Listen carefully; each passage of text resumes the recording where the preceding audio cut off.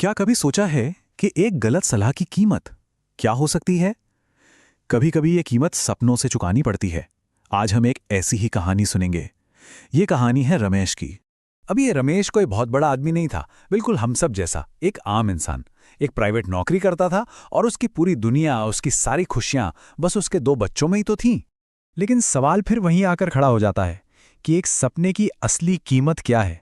और सोचिए, क्या होता होगा जब उस सपने को पूरा करने का रास्ता ही गलत पकड़ लिया जाए। तो चलिए सबसे पहले समझते हैं कि रमेश का वो सीधा साधा सपना आखिर था क्या। एक ऐसा सपना जो शायद हर माँ बाप देखता है। देखिए, रमेश के सपने कोई बहुत बड़े आसमान छूने वाले नहीं थे।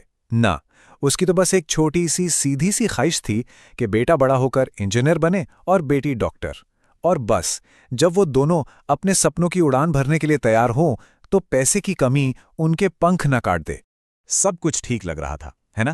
पर कहानी में असली मोड़ यहीं से आता है। एक ऐसा मोड़ जहां रमेश की नीयत तो अच्छी थी, पर वो अधूरी जानकारी और गलत सलाह के एक ऐसे जाल में फंस गया जहां से निकलना बहुत मुश्किल था। तो रमेश ने किया क्या? चलिए देखते हैं। पहले साल एक दोस्त का फोन आया, अरे यार इस फंड ने 25% का रिटर्न दिया है। रमेश ने सुना और साले पैसे वहां लगा दिए। फिर क्या, 6 महीने भी नहीं हुए एक रिश्तेदार ने कोई और स्कीम चमका दी, तो सारा निवेश घूम के वहां चला गया। उसके कुछ दिन बाद एक व्हाट्सएप मैसेज पर भरोसा करके फैसला फिर बदल दिया। और यह सिलसिला चलता रहा। हर 6 महीने में एक नया फंड, एक नई सलाह। और यहीं पर एक बहुत बड़ी गड़बड़ साफ साफ नजर आती है। सोचिए, मंजिल थी एक लंबी मैराथन दौड़ने की, बच्चों के भविष्य की। और रास्ता कौन सा पकड़ा था? हर 100 मीटर पर दिशा बदलने वाली छोटी छोटी तंग गलियों का। मतलब लक्ष्य और जो वो कर रहा था उसमें दूर दूर तक कोई तालमेल ही नहीं था। पता है सबसे बड़ी दिक्कत क्या थी? रमेश को लग रहा था कि वो बहुत स्मार्ट मूव्स ले रहा है। मैं तो हमेशा सबसे अच्छा परफॉर्म करने वाले फंड में ही पैसा लगाता हूं, वो ये सोचता था। पर असल में वो स्मार्ट नहीं था। वो बस एक जगह से दूसरी जगह भटक रहा था और हर एक छलांग के साथ वो अपनी असली मंजिल से और भी दूर होता जा रहा था। इन्वेस्टिंग की भाषा में इस गलती को कहते हैं मार्केट टाइमिंग। मतलब ये अंदाजा लगाने की कोशिश करना कि मार्केट अब ऊपर जाएगा या नीचे। और सच बताऊं, ये लगभग नामुमकिन है। रमेश भी तो यही कर रहा था। जब मार्केट थोड़ा सा भी गिरता तो डर के मारे सब बेच देता, और जब मार्केट ऊपर चढ़ रहा होता तो जोश में आकर सबसे ऊंची कीमत पर खरीद लेता। और इसका नतीजा, पोर्टफोलियो बढ़ने की जगह धीरे धीरे और कमजोर होता चला गया। और फिर वो दिन आ ही जाता है जब इन छोटी छोटी गलतियों का पूरा हिसाब एक साथ सामने आके खड़ा हो जाता है। वो दिन आ गया था और रमेश का सपना अब दांव पर लग चुका था। बेटे का एडमिशन हो गया। इंजीनियरिंग कॉलेज की लिस्ट में उसका नाम था। अब बस एक काम बाकी था, फीस भरना। और फीस कितनी थी? लाखों में। और जब रमेश ने बड़ी उम्मीद से अपने सारे इन्वेस्टमेंट्स का हिसाब लगाया तो उसके पैरों के नीचे से जमीन खिसक गई। पैसे बहुत कम पड़ रहे थे। सालों की वो भाग दौड़, वो बार बार फंड बदलना, सब कुछ बेकार हो गया था।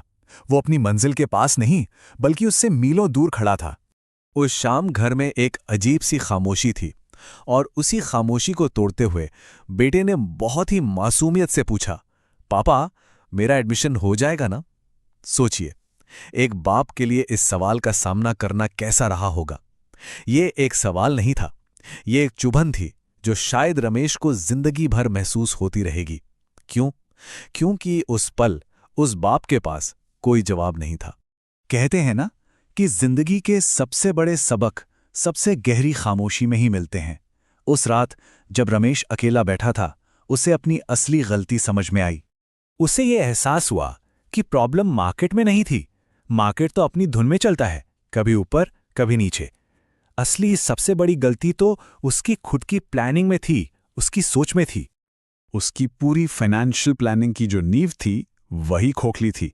सोचिए, ना तो कोई कॉर्पोरेट गोल सेट किया था, ना ये तय किया था कि इस गोल तक पहुंचने के लिए कितना वक्त है, और ना ही रिस्क हिसाब से कोई एसेट एलोकेशन था। उसके पास था तो क्या, बस यहां वहां से मिली सलाहें, और उन सलाहों से पैदा हुआ सिर्फ और सिर्फ कंफ्यूजन। और फिर हार कर रमेश एक सर्टिफाइड म्यूचुअल फंड डिस्ट्रीब्यूटर के पास पहुंचा, और बस यहीं से कहानी ने वो सही मोड़ लिया जिसका इंतजार था। उस प्रोफेशनल ने उसे आईना दिखाया, उसे समझाया कि आखिर वो इतने सालों से गलती कर कहा रहा था। तो अब बात करते हैं उस मजबूत नींव की। उस सही तरीके की जिसे बनाना रमेश ने देर से ही सही पर आखिरकार सीख ही लिया। रमेश ने एक बात तो गांठ बांध ली थी कि गलत सलाह की कीमत बहुत बहुत भारी पड़ती है, इतनी भारी कि उसे कभी-कभी अपने सबसे कीमती सपनों से चुकाना पड़ता है।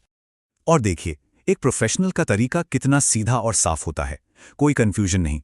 स्टेप 1, आज की फाइनेंशियल सिचुएशन क्या है उसे समझना। स्टेप 2, आने वाले कल के लक्ष्य क्या हैं उन्हें डिफाइन करना। स्टेप 3, आज को कल से जोड़ने के लिए एक सॉलिड, एक मजबूत प्लान बनाना। और स्टेप 4, जो कि सबसे ज्यादा जरूरी है, उस बनाए हुए प्लान पर अनुशासन के साथ, डिसिप्लिन के साथ टिके रहना। बस। तो ये बात समझना बहुत जरूरी है कि म्यूचुअल फंड सिर्फ खरीदने बेचने की कोई चीज नहीं है। ये तो एक जरिया है अपने सपनों को हकीकत में बदलने का। ये आपके लक्ष्यों की नींव है। और सोचिए, हम अपने घर की नींव तो हमेशा किसी एक्सपर्ट की देखरेख में ही रखते हैं, है ना? तो फिर सपनों के घर की नींव के साथ लापरवाही क्यों? रमेश की कहानी तो यहां खत्म हो जाती है, पर वो अपने पीछे हम सब के लिए एक बहुत बड़ा और जरूरी सवाल छोड़ गई है कि हमारे भविष्य की प्लानिंग की बागडोर असल में किसके हाथ में है? दोस्तों, रिश्तेदारों या व्हाट्सएप फॉरवर्ड्स के? जो सलाह हम मान रहे हैं, क्या वो वाकई हमारे सपनों की नींव को मजबूत बना रही है या फिर उसे अंदर ही अंदर खोखला कर रही है? इस पर सोचना बहुत जरूरी है।